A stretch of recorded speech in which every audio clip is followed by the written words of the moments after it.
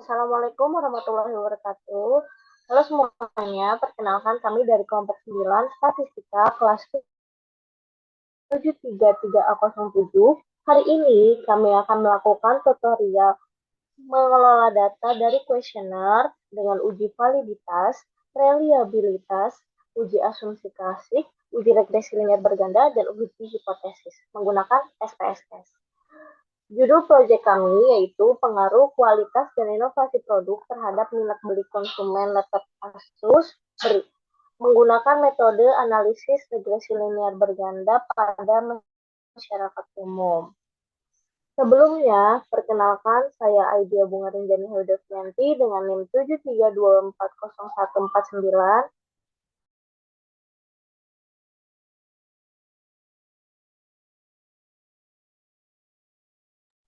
Saya Ditra Aulia dengan NIM 732400073. Saya Alvina Damayanti dengan NIM 732400052. Dan saya Husni Murtado dengan NIM 732400129. Oke, di sini saya akan menjelaskan tentang uji reliabilitas dan validitas. Uji validitas sendiri itu untuk mengetahui sejauh mana pertanyaan dalam kuesioner mampu mengukur variabel yang diteliti. Dikatakan valid apabila nilai correction item atau total correlation lebih besar dari nilai R tabel. Nah, dengan jumlah responden kami yaitu 30 orang dan tarafnya signifikan 5%, maka R tabel sebesar 0,361. Untuk reliabilitas itu untuk mengetahui konsistensi jawaban responden, dikatakan reliable apabila nilai crown batch alfanya lebih dari 0,60. Jika di bawah itu maka tidak reliable.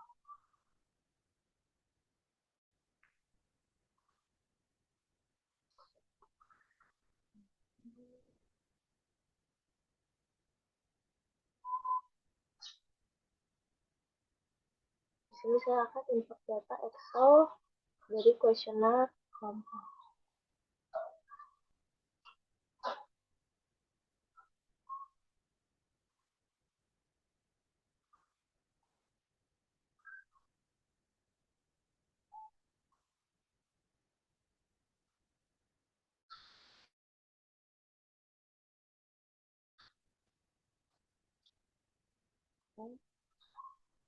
Di sini kita akan semuanya variabel menggunakan type numerik. Jadi selain numerik kita ganti dulu.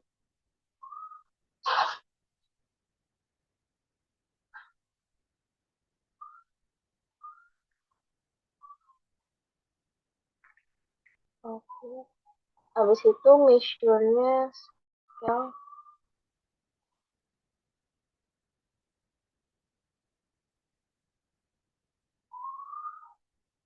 Ya scale semua. Lalu kita ke value.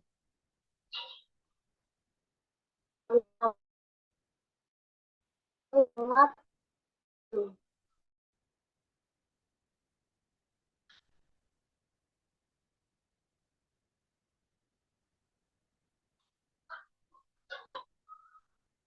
value yang kedua itu tidak setuju.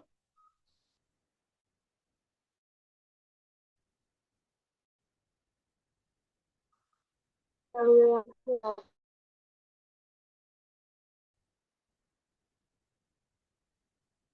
value yang keempat itu sangat setuju. Sorry. Baru yang terakhir yang kelima sangat setuju.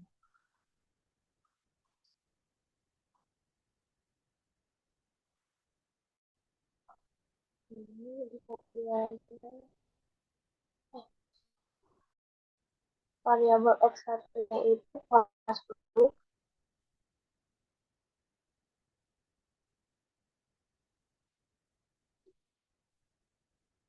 Jadi untuk misalnya kualitas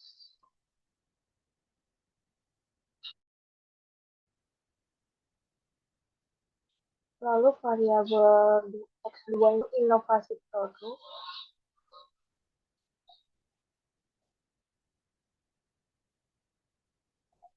Jadi X2-nya total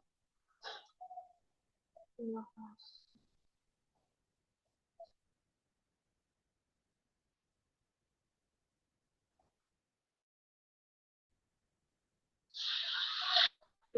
Yaitu adalah minat beli.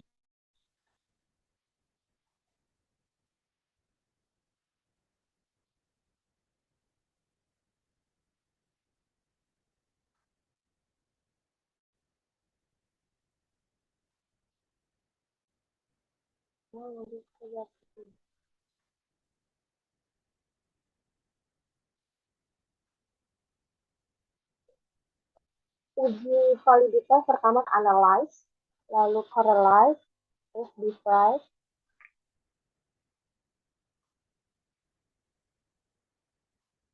Dari pertama kita akan uji validitas X1 dari X.1.1 sampai X sampai total ya.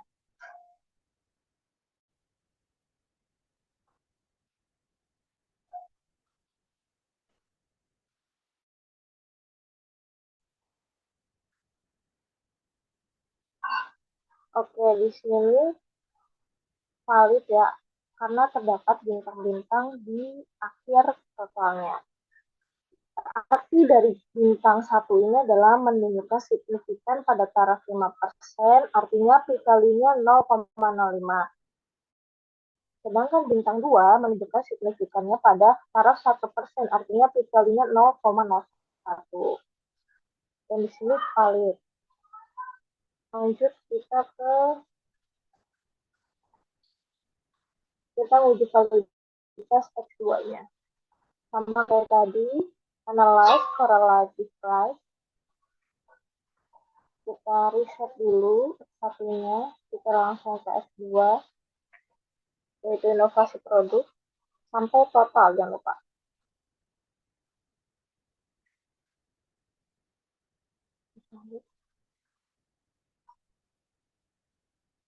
Begitupun juga untuk uji validitas Y. Kita riset, kita ke Y, sampai total.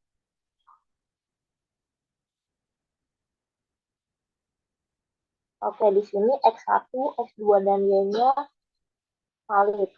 Baru kita bisa lanjut ke uji reliabilitas. Yang pertama kita analyze, di sini kita ke scan, terus reliability analysis. Nah, untuk uji reliabilitas kita nggak usah pakai total, tapi hanya variabel X1 sampai X1.10.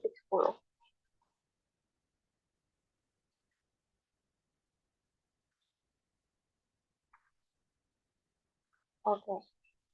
X1-nya di sini alfanya 0,883, yang dimana itu lebih besar dari 0,60.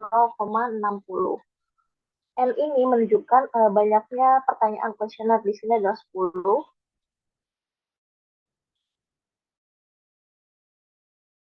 Kita akan menguji reliabilitas X2-nya, yaitu inovasi produk. Ingat, untuk reliabilitas tidak pakai total.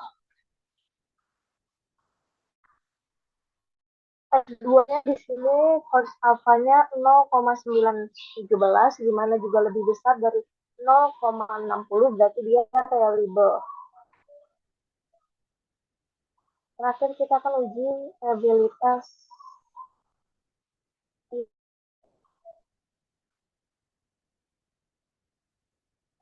yaitu minat beli.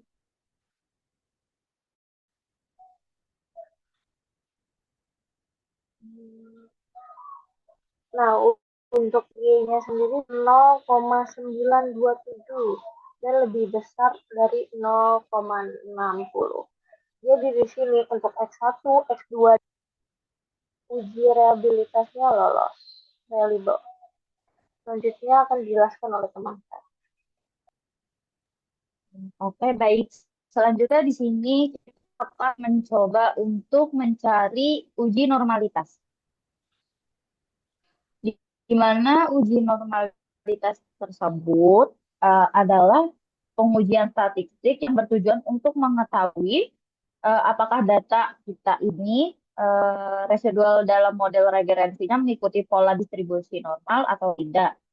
Dan distribusi normal ini juga penting karena salah satu uji asumsi klasik dasar untuk menentukan data kita.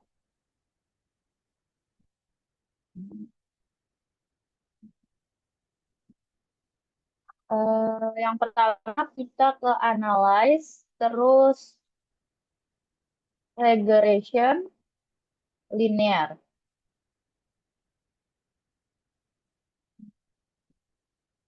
Buat dependennya itu kita masukin tot- buat dependennya kita memasukkan total minat Y1 dan independennya itu kita masukkan X1 dan X2. Selanjutnya kita ke float. Buat X-nya itu kita Y-nya dependen dan X-nya itu zero. Lalu histogram dan normal probability-nya kita checklist. Itu kita continue. Itu kita ke save dan checklist unstandardized. Continue. Oke.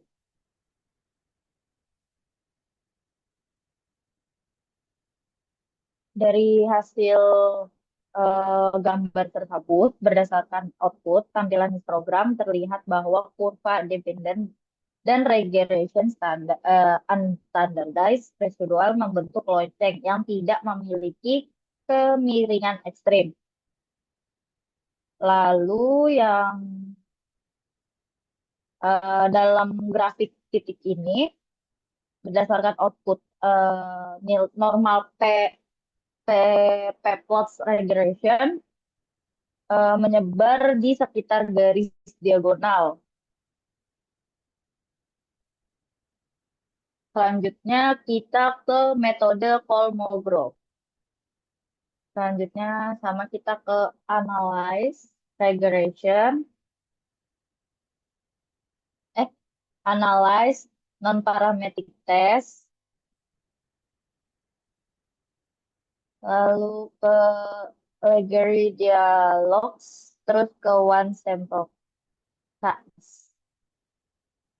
Kita masukin understudy. Lalu, oke.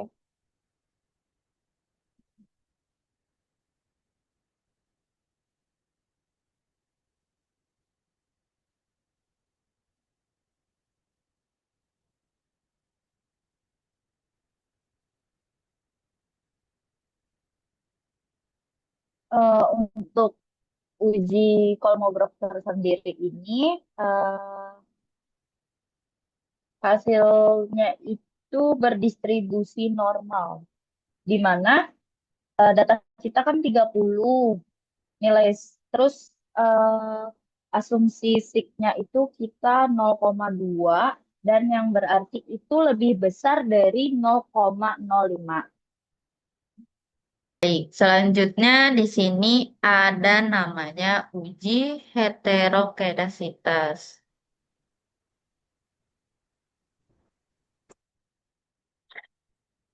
Kita ke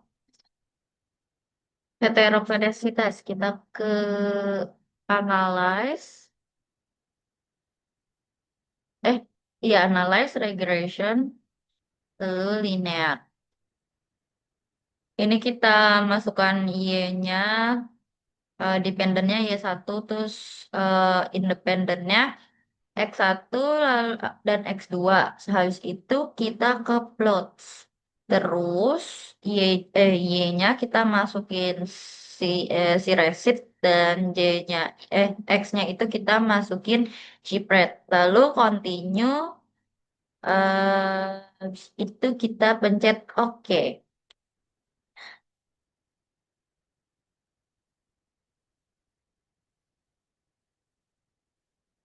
Oh, bentar.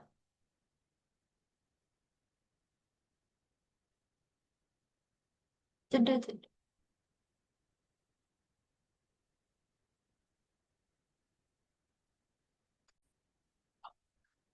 Nah, berikut adalah hasil dari heteroskedasitas berdasarkan ini antara regression understand value X dan residual sumbu Y dengan variabel dependent total minat beli terlihat bahwa titik data ini menyebar secara acak baik di atas maupun di bawah angka 0 pada sumbu Y. Titik tersebut tidak dapat membentuk pola tertentu seperti pola mengerucut, melebar, atau bergelombang.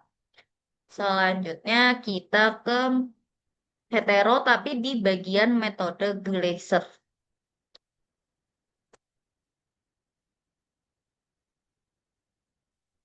Kita masuk ke transpose.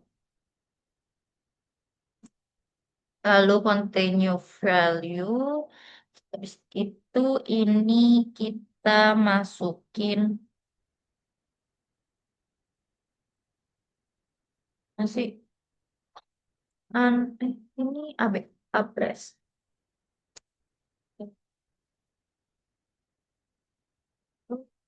Ini kita funnya al terus habis itu abs.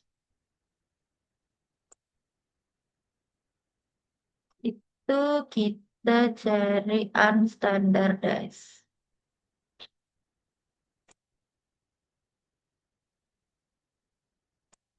Itu pencet oke.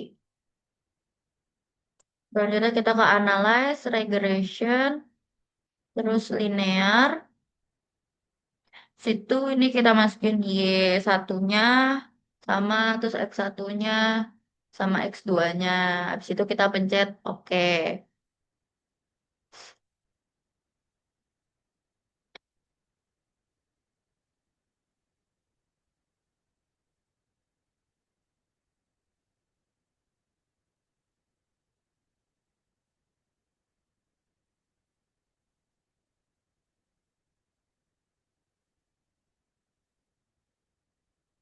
Dari metode Glancer ini kita menemukan bahwa kita bacanya itu di coefficient terus di bagian sig.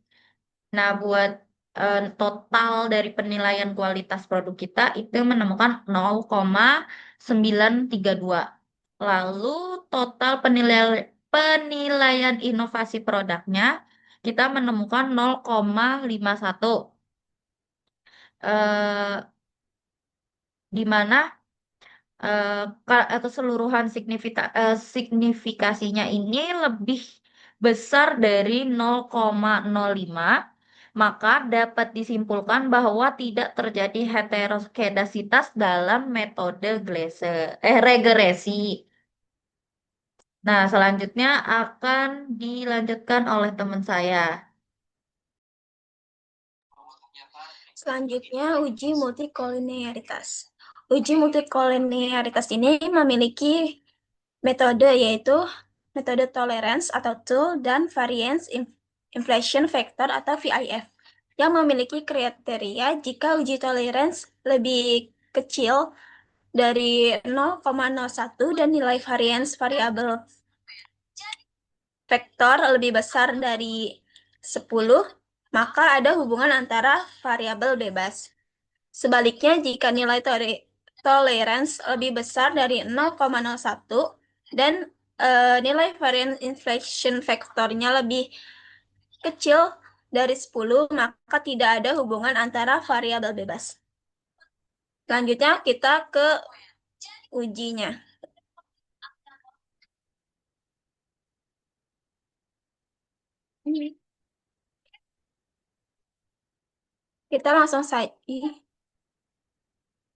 Kita langsung saja ke analyze. regression, lalu ke linear. Yang independennya ini kita masukkan total Y.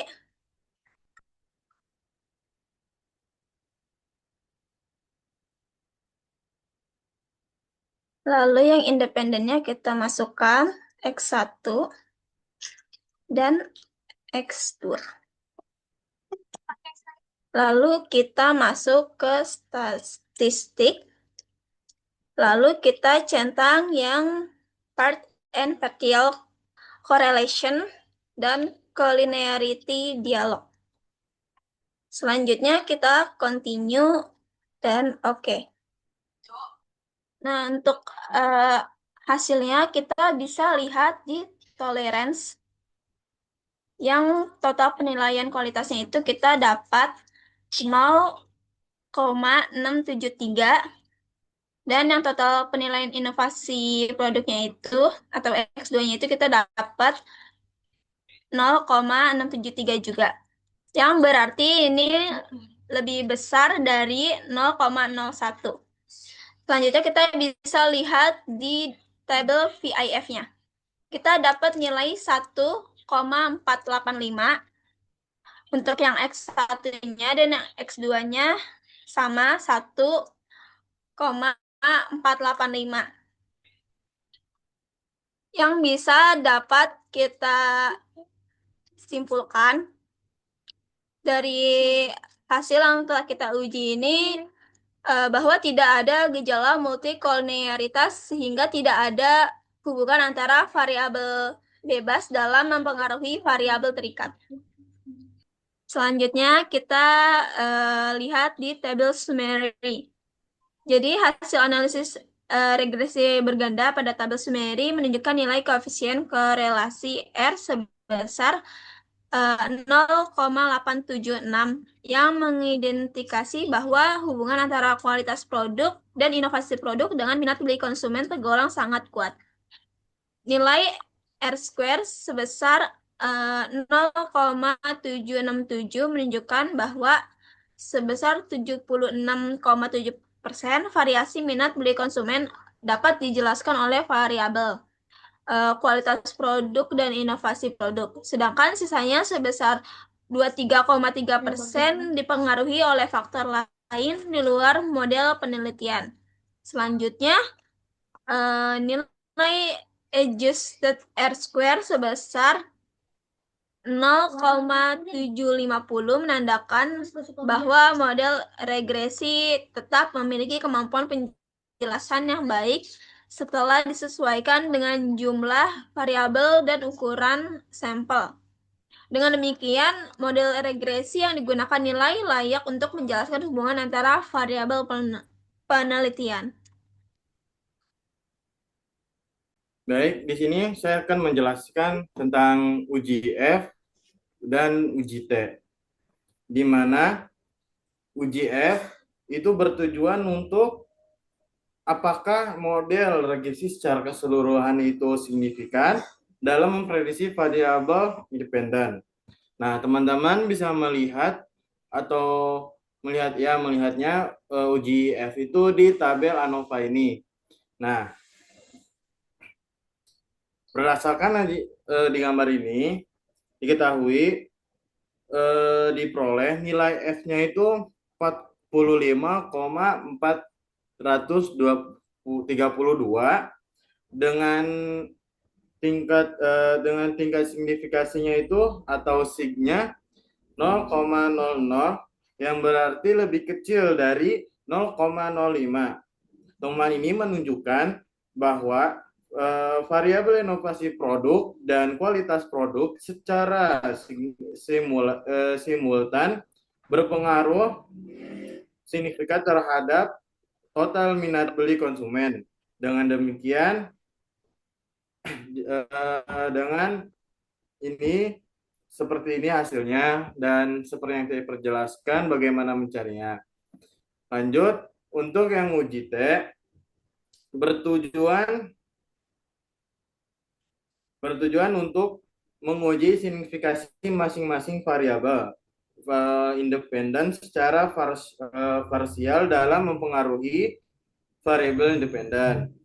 Nah, untuk bisa melihat atau mencarinya, teman-teman bisa melihat di bagian conversionnya, yang dimana kualitas nilai produk di sini, yang T yang sebelah sini itu 3,687 dengan signya 0,01, yang berarti variabel ini secara parsial berpengaruh signifikan terhadap minat beli. Terus untuk inovasi produk memperoleh nilai T-nya 5,047 dan signya 0,000. Ya, menandakan pengaruh yang sangat signifikan terhadap minat beli konsumen. Kedua variabel ini kedua variabel independen tersebut terbukti memberi kontribusi positif terhadap peningkatan minat beli. Dengan inovasi produk menjadi faktor yang lebih dominan karena memiliki nilai beta dan T value yang lebih tinggi. Untuk uji T dan uji F mungkin hanya itu saja. Nah, untuk uji hipotesis itu kita bisa melihatnya yang ada di ANOVA itu uji F, yang dimana model regresinya secara keseluruhan signifikan dan memprediksi total minat belinya. Jadi hipotesis untuk mencari jawaban sementaranya. Seperti itu. Demikian presentasi dari kelompok kami. Mohon maaf apabila terdapat kekurangan. Terima kasih atas kesempatan dan semua perhatiannya. Semoga materi yang kami sampaikan bermanfaat. Assalamualaikum warahmatullahi wabarakatuh.